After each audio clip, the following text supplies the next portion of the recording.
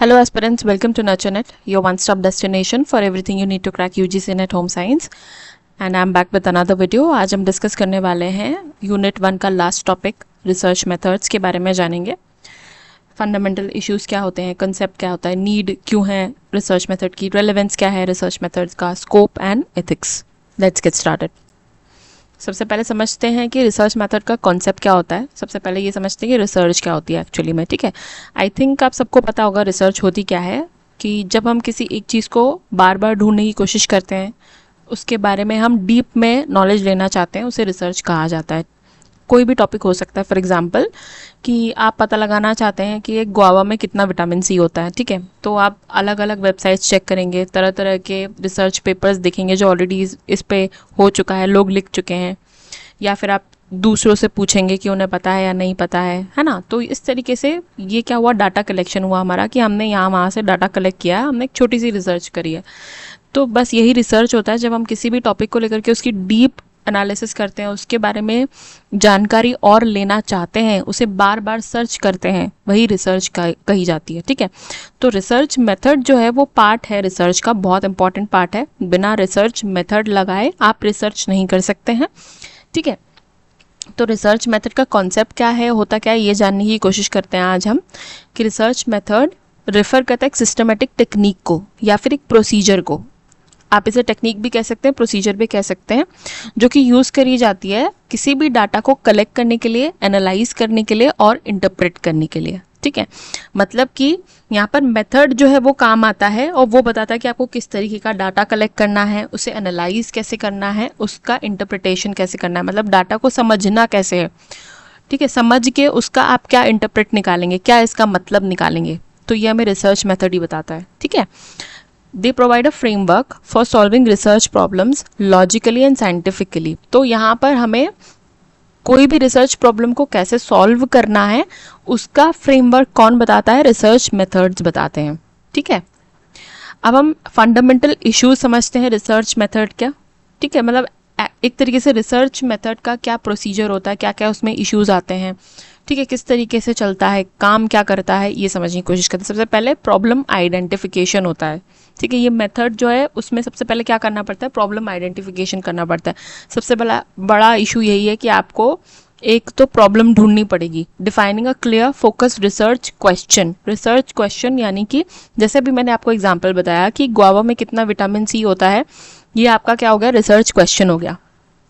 ठीक है, अब ये क्लियर है कि गुआवा में आपको ढूंढना है कि कितना विटामिन सी है. ठीक है, डिज़ाइन रिसर्च डिज़ाइन क्या होती है, चूज करना है बिटवीन क्वालिटेटिव, क्वांटिटेटिव और मिक्स्ड मेथड. ठीक है, अब ये जो गुआवा है, ठीक है, उसमें विटामिन सी कितना है, ये क्वालिटेटिव हुआ या क्वांटिटेटिव हुआ या मिक्स्ड मेथड हुआ, ये हमें पता लगता है किससे, रिसर्च डिज़ाइन से.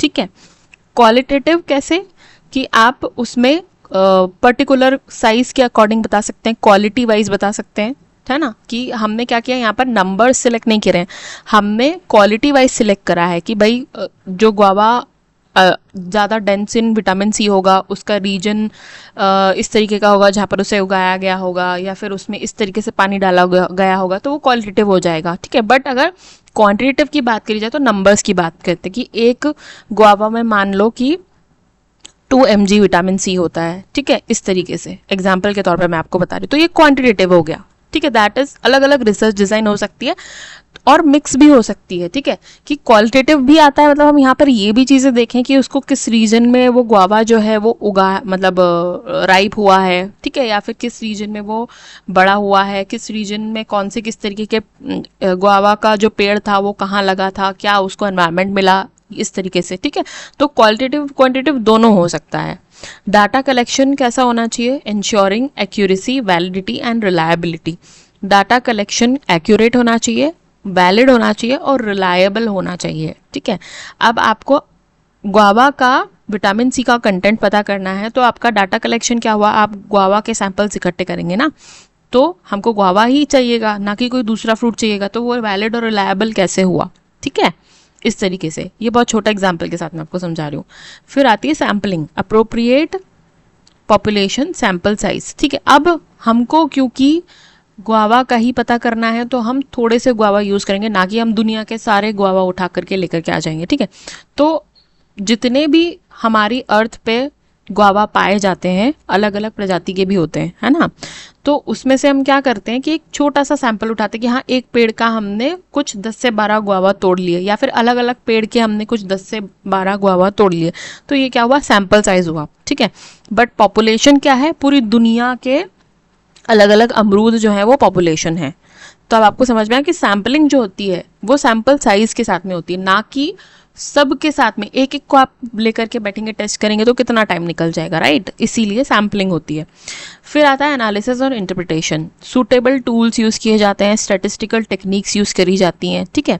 टेस्ट लगाए जाते हैं अलग अलग, किस तरीके से ये जो आपका रिजल्ट निकल के आए, आपका जो भी प्रॉब्लम है उसका हमें सही रिजल्ट मिले, ठीक है। तो उसके लिए एनालिसिस इंटरप्रिटेशन किया जाता है, और लास्ट में ये जो भी कुछ आपने किया है उन सब की रिपोर्टिंग होती है। प्रेजेंटेशन के साथ में क्लियर फाइंडिंग्स बताई जाती हैं कि आपकी प्रॉब्लम ये थी, आपने इस तरीके का रिसर्च डिज़ाइन लगाया है, आपने इस तरीके का डाटा कलेक्शन किया है, उसके बाद में आपने सैम्पलिंग करी है, उसके बाद में आपने उसमें ये टूल यूज़ किया है, ठीक है। और फिर साथ में आपने पूरा लास्ट में पूरा लिख करके रिपोर्ट कर दिया।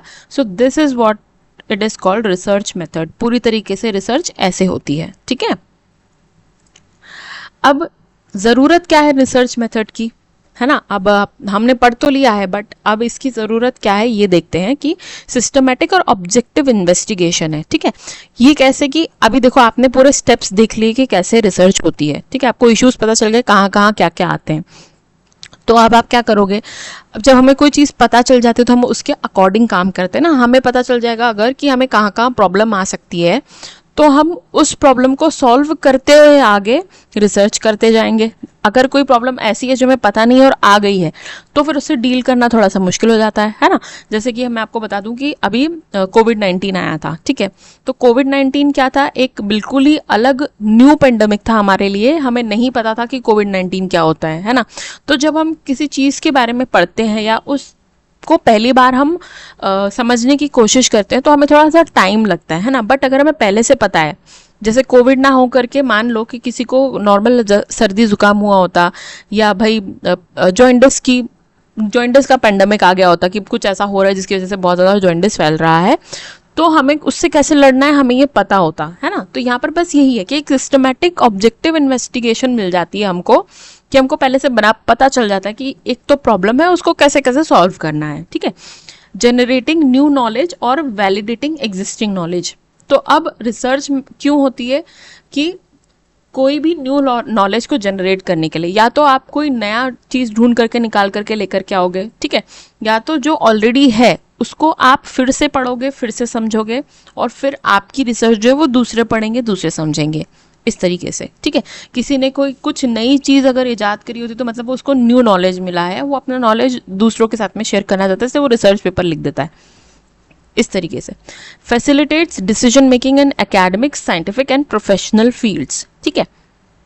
अब मान लीजिए कि कहीं कोई है जो आप ही के इस टॉपिक पर काम कर रहा है, ठीक है, या फिर उसको आपके जो भी आपका रिसर्च प्रॉब्लम है आपने उसके ऊपर रिसर्च लिख दी है, ठीक है, आपने उस पर अपना पूरा थीसिस लिख दिया है, और उसके बाद में मान लीजिए कि वो किसी और के काम आ रहा है ना। जैसे कि जो एग्जाम्पल के तौर पर समझिए कि आप जो बुक्स पढ़ते हैं, ठीक है, वो किसी ना किसी ने लिखी है, तो उसने उसके पीछे कोई रिसर्च करी होगी, है ना। तो उसने वो रिसर्च करके क्या किया है, आपका भला किया है ना। तो एकेडमिक्स, साइंटिफिक और प्रोफेशनल फील्ड्स में जो भी पर्सन कोई रिसर्च करता है वो किसी ना किसी को फैसिलिटेट कर रहा है, किसी ना किसी की मदद कर रहा है पढ़ने में, नई चीज़ जानने में, ठीक है। तो यहाँ पर डिसीजन मेकिंग जो है वो फैसिलिटेट होता है। Okay, promote critical thinking and evidence based practice. Critical thinking यानी कि आप किसी भी चीज़ के बारे में जो आपका प्रॉब्लम है, मतलब रिसर्च प्रॉब्लम जो है उसका आप क्रिटिकल थिंकिंग यानी कि बहुत ही गहन आप चिंतन करेंगे, ठीक है, मतलब डीप थिंकिंग जब उसकी करेंगे, और एविडेंस बेस्ड प्रैक्टिस करेंगे। मतलब ऐसा नहीं कि बस हाँ हमने मान लिया, अब गुआवा में विटामिन सी तो होता है पर हम मान लें कि हाँ बहुत होता है, नहीं, हम एविडेंस पे बात करेंगे, हम उसका सैंपल कलेक्ट करेंगे, हम डाटा एनालिसिस करेंगे, कलेक्शन करेंगे, फिर उसके बाद हम पूरा रिपोर्टिंग करके टेस्ट वगैरह करके फिर हम बताएंगे कि एविडेंस बेस्ड है कि हाँ इसमें विटामिन सी बहुत अच्छा होता है, सिर्फ किसी के कह देने पर से नहीं हो जाता है ना। तो ये सारे मेथड्स जो है रिसर्च मेथड, सॉरी ये सारे जो नीड है, मतलब ये ज़रूरत है रिसर्च मेथड की कि लोगों का भला हो, खुद की थिंकिंग जो है वो बढ़े, ठीक है, क्रिटिकल थिंकिंग बढ़े, एविडेंस बेस्ड प्रैक्टिस बढ़े, सिस्टमैटिक ऑब्जेक्टिव इन्वेस्टिगेशन हो, है ना। जब तक आपको सामने वाला आपको कोई सबूत नहीं दे देता तब तक तो आप उसकी बात मानते नहीं है ना। तो यहाँ पर भी वैसे ही है, जब तक हमको कोई बता नहीं देता एविडेंस बेस्ड के साथ में, तब तक हम उसकी बात कैसे मान ले, नहीं मान सकते ना।